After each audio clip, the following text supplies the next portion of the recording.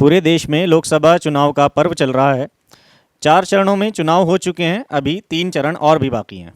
7वां और आखिरी चरण 1 जून को होगा। 4 जून को नतीजे आएंगे। वैसे तो राजनीति में भविष्यवाणी करना बहुत मुश्किल होता है, क्योंकि मतदाताओं के मूड को समझना आसान नहीं। लेकिन कम वोटिंग प्रतिशत को आमतौर पर सत्ता पक्ष के विरुद्ध माना जाता रहा है। देश में पिछले 12 में से 5 चुनाव में मतदान प्रतिशत में गिरावट देखने को मिली है, और जब जब मतदान प्रतिशत में कमी आई है तब तब 4 बार सरकार बदल दी गई। साथ ही एक बार सत्ताधारी दल की वापसी भी हुई है। देश में 1980 के दशक के चुनाव में मतदान प्रतिशत में गिरावट देखने को मिली थी और जनता पार्टी की, भारतीय जनता पार्टी नहीं, सरकार सत्ता से हट गई थी। तब जनता पार्टी की जगह नई सरकार कांग्रेस की सरकार बन गई थी। वहीं 1989 में एक बार फिर मत प्रतिशत में गिरावट दर्ज की गई और कांग्रेस की सरकार चली गई। ये विश्वनाथ प्रताप सिंह के नेतृत्व में केंद्र में सरकार बनी थी। 1991 में एक बार फिर मतदान में गिरावट हुई और केंद्र में कांग्रेस की वापसी हो गई।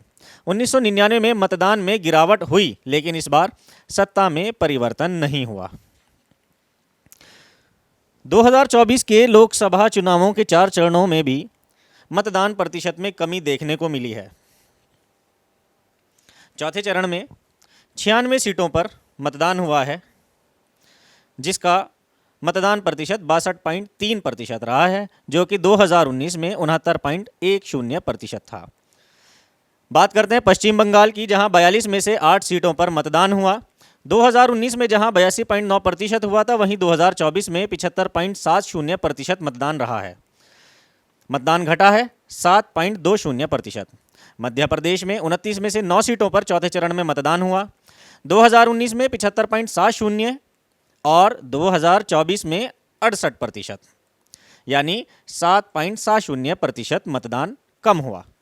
झारखंड की 14 में से 4 सीटों पर 2024 लोकसभा के चौथे चरण में मतदान हुआ, जहां 2019 के चुनावों में 66.90% मतदान हुआ था, वहीं 2024 में 63.1% मतदान हुआ है। यहाँ भी 3.80 मत प्रतिशत कम रहा। तेलंगाना की 17 में से 17 सीटों यानी सभी सीटों पर मतदान हो चुका है। 2019 में मतदान हुआ था 62.70%, वहीं 2024 में 61.20% मतदान हुआ है। 1.5% मतदान की कमी यहाँ भी देखने को मिली है। आंध्र प्रदेश की 25 में से 25 सीटों यानी सभी सीटों पर मतदान हो चुका है चौथे चरण में।